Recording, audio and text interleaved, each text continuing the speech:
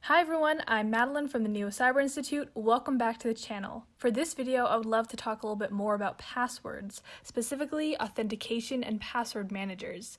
Be sure to check out the part 1 to this video, which we posted recently. First things first, what is a password manager? It's close to what it sounds like because it is in fact a software application that's designed to manage and store passwords. They can come in many different forms, anything from a browser extension to a mobile app. And so what's going on in a password manager is that your passwords are stored in an encrypted manner. This means that your data is transformed into another form or code so that it looks unreadable except to individuals with access to a secret key of sorts or password, and those people can read it. A few key pieces of terminology that go along with this topic are the words ciphertext and plaintext.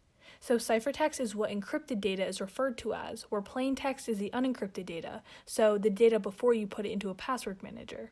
And storing passwords as plaintext is never a good idea. This means don't just write down your passwords in the Notes app on your phone, for example, because those passwords are easily accessible and compromisable. On that note, make sure that whatever password manager you choose does in fact encrypt your passwords. Again, you never want to store your passwords as plain text, and so if the password manager does not encrypt your password, then it really defeats the whole point. Most do encrypt, but you just want to check just in case. And so there are many great things about password managers. A few of the biggest benefits include the following. 1. They encourage you to make complex, secure passwords. This is because you don't have to remember all the passwords. That's what you have the password manager for. In addition, they make it way easier to have unique passwords to every account, which is very important, for the exact same reason. In addition, they offer convenience because it often takes just a few extra seconds to give the password manager your master password, which is what allows you to access other passwords, so that you can then copy and paste your password to log into your account, and that's it. Many password managers even automatically fill in your login information when you're on a website. You might realize that this sounds similar to the Save My Password function that's built into your browser itself, and you'd be right. However, those built-in functions are way less secure than the functions built into the password managers. You even want to steer clear of the functions in widely used browsers like Chrome or Firefox, because those aren't as secure as you might think. Next, there's so many different password managers online, and so rather than make you sift through all the rankings, we've gathered some of our favorites here. None are perfect by any means though, and we encourage you to look through them to see which one you think would work best for you. So we really enjoy Sticky Password, RoboForm, Master Password, and Dashlane. These are all great options that are very widely used and have a variety of great security features. Definitely feel free to take a look at the interface though, because that's what you're going to be interacting with, and so you want to make sure that you understand how to use it properly. Next, I cannot say this enough, but be careful of free password managers. There are many cheap options, but if you're really opposed to paying even a little bit for one, here are two of the better options. Now, the reason why free password managers might be a little bit suspicious is because you don't know what's going on behind the scenes, and you don't know the real reason why they're able to offer you a password manager free of charge when there are some password managers available that are quite expensive. Next, I just want to mention that KeePass XC is known to be a little bit tricky for beginners, so you definitely want to take a look at that. You can look up tutorials online, but again, see which one is going to work best for you.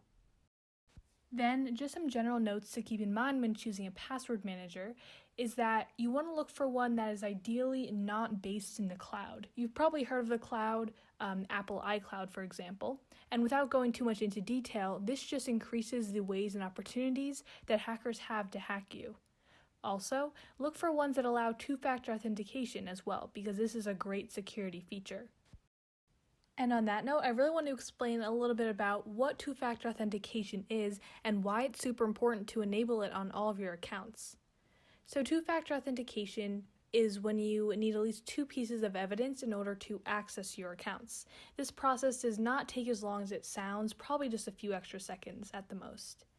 There are a few different types of validation that can be used. The 3 main categories are something you know, something you have, and something you are.